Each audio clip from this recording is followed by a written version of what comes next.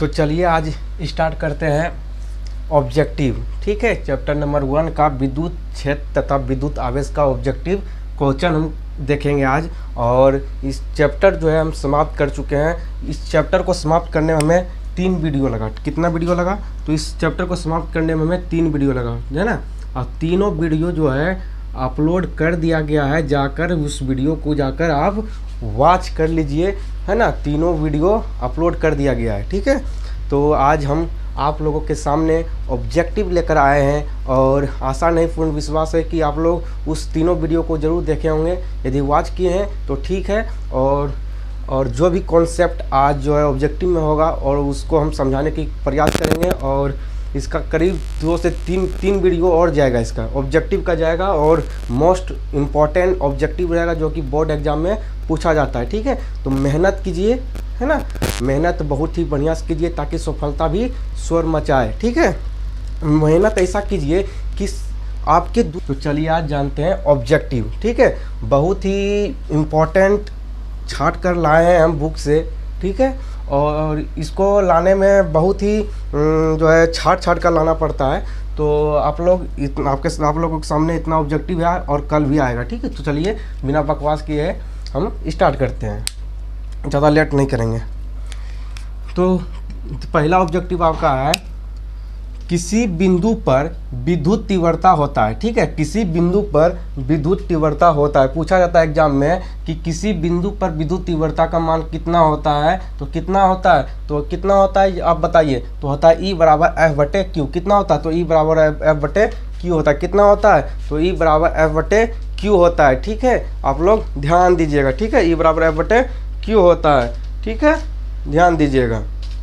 तो चलिए उसके बाद हम जानेंगे कि आवेश का पृष्ठीय घनत्व कितना होता है। आवेश जो होता है, आवेश का पृष्ठीय घनत्व कितना होता है। तो आवेश का पृष्ठीय घनत्व कितना होता है? तो आवेश का जो पृष्ठीय घनत्व होता है वो होता है सिग्मा बटे क्यू बटे ए होता है। सिग्मा बटे क्यू बटे ए होता है। कितना होता है? तो सिग्मा बटे क्यू बटे ए होता है। ऑप्शन नंबर ए इसका सही होगा। इसका ऑप्शन नंबर बी, यानी कि ए का होगा ऑप्शन नंबर बी होगा और 2 का होगा ऑप्शन नंबर ए होगा। कितना होगा? आवेश का पृष्ठीय घनत्व कितना होता है? तो सिग्मा बराबर क्यू बटे ए होता है। कितना होता है? तो सिग्मा बराबर क्यू बटे ए होता है। याद रखिएगा, सिग्मा बराबर क्यू बटे ए होता है। कूलाम के नियम का सदिश रूप होता है, यानी कि सदिश स्वरूप लिखना है। ठीक है, इसका डेरिवेशन नहीं करवाए हैं, इसका डेरिवेशन को करवाना है। ठीक है, तो याद रखिएगा कूलाम का नियम आपको पढ़ा दिया गया है। ठीक है, कूलाम का नियम हम कल ही बताए हैं और पार्ट 3 वीडियो में उसको बताए हैं, तो जरूर उसको जाकर वॉच कीजिएगा। उसमें हम बताए हैं कि कूलाम के नियम का सदिश स्वरूप, यानी कूलाम का नियम का जो हम फॉर्मूला उसमें वहाँ बताए थे। ठीक है, यहाँ सदिश स्वरूप पूछ रहा है। जब भी आपसे सदिश स्वरूप पूछे तो याद रखिएगा कि उसका जब भी होगा ऑप्शन नंबर ये ए सही होगा। तो सदिश स्वरूप पूछा था उसका याद रखिएगा कि F बराबर, चलिए यहाँ बताते हैं। ठीक है, चलिए देखिए ऑप्शन नंबर इसका ए होगा। तो देखिए F बराबर 1 बटे 4 पाई एप्सिलॉन नॉट Q1 बटे Q2 R Q into R। ठीक है, जब भी सदिश स्वरूप पूछे तो ये हमेशा याद रखिएगा कि R यानी कि दूरी जो होगा हमेशा जो है Q होगा और R जो है ऊपर में होगा। ठीक है, आप ऊपर में क्या होगा? तो ऊपर में R होगा। इतना याद रखिएगा। ठीक है, उतना याद रखना है। ठीक है, कितना होगा? तो ऑप्शन नंबर ए आपका होगा। वायु के लिए परावैद्युत सामर्थ्य होता है। तो वायु के लिए परावैद्युत सामर्थ्य कितना होता है? तो वायु के लिए परावैद्युत सामर्थ्य हम आपको बता चुके हैं। तो वायु के लिए परावैद्युत सामर्थ्य कितना होता है? तो वायु के लिए परावैद्युत सामर्थ्य होता है 3 गुना 10⁻6 वोल्ट मीटर इनवर्स होता है। 3 गुना 10⁻6 वोल्ट मीटर इनवर्स होता है। याद रखिएगा, ये भी आपको हम जो है चैप्टर जब पढ़ा रहे थे तो बता चुके हैं। ठीक है, उसके बाद है निर्वात में परावैद्युत होता है। निर्वात में परावैद्युतांक कितना होता है? आपको बताए थे निर्वात में परावैद्युतांक कितना होता है। तो निर्वात में परावैद्युतांक कितना होता है? तो 8.85 गुना 10⁻12 में जो है इतना होता है। ठीक है, याद रखिएगा निर्वात में परावैद्युतांक कितना होता है? तो 8.85 गुना 10⁻12 होता है। कितना होता है? तो 8.85 गुना 10⁻12 FM होता है, F बटे M होता है। हवा में एप्सिलॉन R का मान होता है, इनकी एप्सिलॉन R का मान कितना होता है? हमेशा माध्यम में कितना होता है? हवा में जो एप्सिलॉन R का मान कितना होता है? तो हवा में एप्सिलॉन R का मान कितना होता है? तो बताइए जल्दी, हवा में एप्सिलॉन R का मान कितना होता है? तो हवा में एप्सिलॉन R का मान कितना होता है? तो 1 होता है। याद रखिएगा कि हवा में एप्सिलॉन R का मान कितना होता है? तो हवा में एप्सिलॉन R का मान 1 होता है। ठीक है, कितना होता है? तो 1 होता है। ठीक है, उसके बाद है विद्युत क्षेत्र में आवेशित कण पर लगने वाला बल का मान होता है। इनके विद्युत क्षेत्र में आवेशित कण पर, मान लीजिए कोई विद्युत क्षेत्र, ठीक है, कोई विद्युत क्षेत्र है, उस कोई किसी विद्युत क्षेत्र में आवेशित कण, इनकी आवेशित कण पर, मान लीजिए कोई आवेशित कण है, उस पर लगने वाला बल, इस पर जो बल लगेगा, इस पर लगने वाला बल का मान कितना होता है, इसको लगने वाला बल का मान कितना होता है, ई बराबर एफ बटे क्यू होता है। ई बराबर कितना होता है, एफ बटे एफ बराबर कहाँ गया इसका, तो इसका क्या होगा, इसका होगा क्यू इंटू ई होगा, क्यू इंटू ई होगा। विद्युत क्षेत्र में आवेशित कण पर लगने वाला बल का मान कितना होता है, तो क्यू बटे ई होता है, क्यू इंटू ई होता है, ठीक है। उसके बाद आते हैं, इसमें आते हैं विद्युत फ्लक्स का एसआई मात्रक क्या होता है, पूछा जाता है, और आपको हम बता भी चुके हैं, चैप्टर जब पढ़ा रहे थे तब बताए भी थे कि विद्युत फ्लक्स का एसआई मात्रक क्या होता है। तो विद्युत फ्लक्स का एसआई मात्रक क्या होता है, तो वोल्ट इंटू मीटर होता है। ये आपको हम बताए हैं। यदि उस वीडियो को वॉच नहीं किए हैं तो जाकर पहले उस वीडियो को देखिए, तो वही ऑब्जेक्टिव समझ आएगा। ऑब्जेक्टिव, यदि आपका ऑब्जेक्टिव मजबूत होगा तो एग्जाम में जो है नंबर आपका बहुत ही बढ़िया आएगा, बहुत ही बढ़िया परसेंटेज आएगा। यदि आप ऑब्जेक्टिव पर कमांड बना लिए तो, ठीक है, तो ऑब्जेक्टिव पर कमांड बनाइए, ठीक है, और सब्जेक्टिव पर भी कमांड बनाना, लेकिन उससे ज़्यादा ऑब्जेक्टिव पर बनाना, क्योंकि ऑब्जेक्टिव ही रिजल्ट को बनाता है, ठीक है। संबंध Q बराबर एन ई में निम्नलिखित में कौन n का मान संभव नहीं है, आपको बताए थे। आपको जो है क्या कहता है उसका क्वांटम सिद्धांत आपको हम बताए थे कि जो है हमेशा मान कितना होना चाहिए, तो हम जो है हमेशा मान जो है पूर्ण मान होना चाहिए, है ना, निश्चित मान होना चाहिए, इनकी पूरी मान होना चाहिए, वही होता है क्वांटम सिद्धांत होता है, ठीक है। तो इसमें पूछा गया है संबंध Q बराबर एन ई में निम्नलिखित में से कौन n का मान संभव नहीं है, यानी कि n का मान जो है वह संभव नहीं है। तो 4.2 हमेशा याद रखना कि जो है हमेशा याद ये रखना है कि जब भी पॉइंट में हो, बटे में हो, है ना। चलिए यहाँ बताते हैं, ठीक है, इसको मिटा देते हैं, एक बार आप स्क्रीनशॉट इसको ले लीजिए, ठीक है। चलिए इधर हम बताते हैं, ले लीजिए एक बार, हेलीकॉप्टर शॉट मारिए धोनी वाला। चलिए हम मिटा देते हैं इसको, उसके बाद हम इधर बताते हैं। समझाना भी जरूरी बानी जा भाई, ध्यान देते रहिए, ना देबू तो कपार पर से उड़ जाई, ध्यान देबू तो समझ में आई, तू न तो नहीं आई समझ में, ठीक है। तो संबंध Q बराबर एन ई में निम्नलिखित में कौन n का मान जो था संभव नहीं, तो n का मान कौन संभव नहीं, तो 4.2। क्यों आपको बताया था, क्वांटम सिद्धांत आपको बताए थे, ठीक है,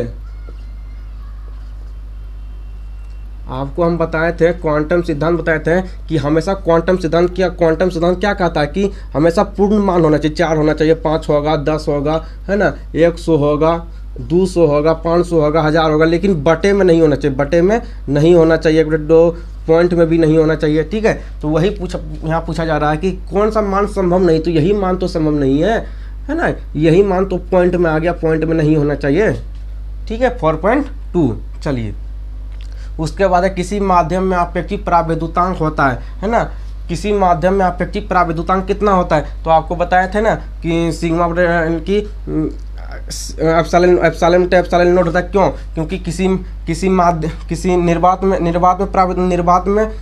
में और माध्यम में, निर्वात में परावैद्युतांक तथा माध्यम में परावैद्युतांक, निर्वात में परावैद्युतांक तथा माध्यम में परावैद्युतांक, है ना।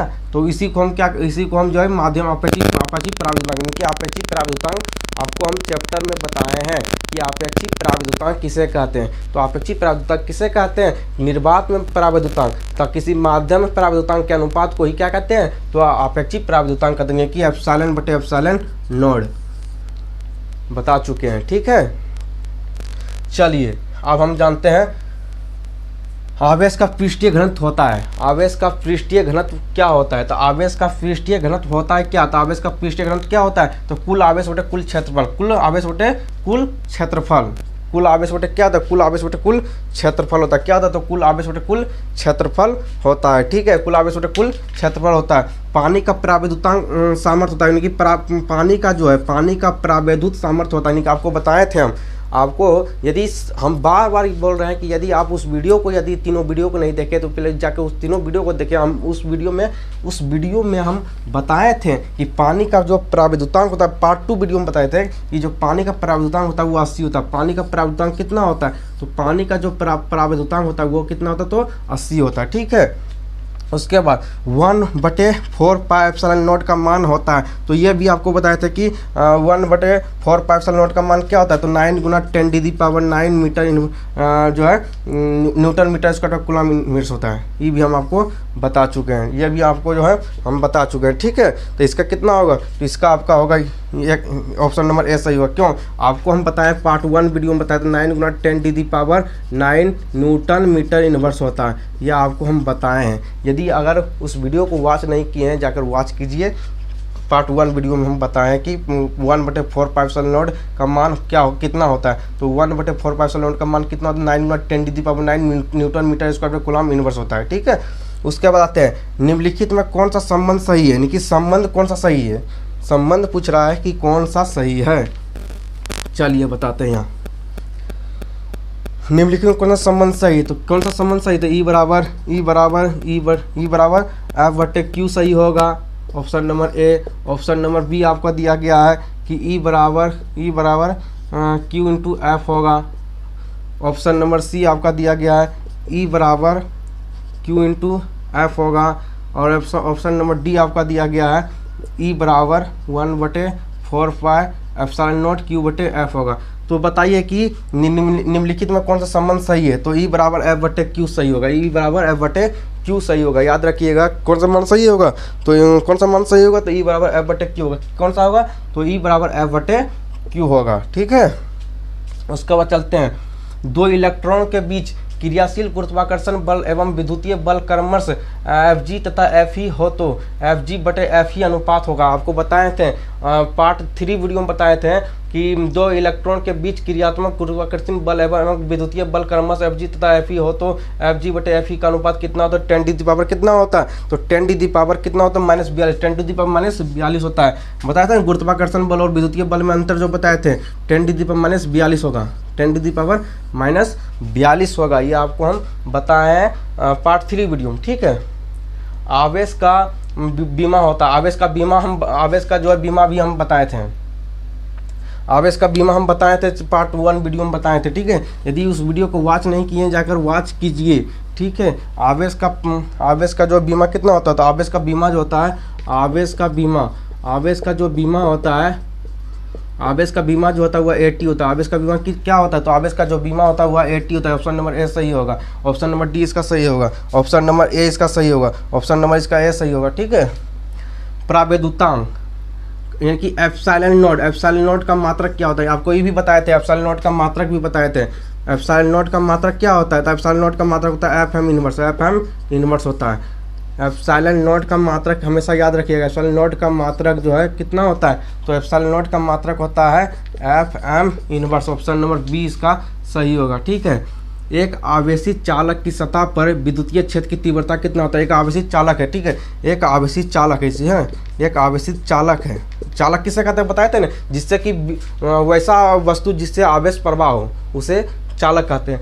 तो इससे आवेश पर इस वस्तु से जो आवेश प्रवाह हो रहा है, ठीक है, इस पर जो है विद्युत क्षेत्र कितना होगा, इस पर जो होता है विद्युत क्षेत्र की तीव्रता कितना होगा, इस पर विद्युत क्षेत्र की तीव्रता कितना होगा, तो सतह के लंबवत होगा। ऑप्शन नंबर बी सही होगा। एक त्रिभुज के तीनों शीर्ष पर Q आवेश स्थित है तो उसके केंद्र एक विद्युत क्षेत्र होगा। यानी कि एक त्रिभुज के तीनों शीर्ष पर, एक त्रिभुज है, ठीक है, मान लीजिए कि एक त्रिभुज है,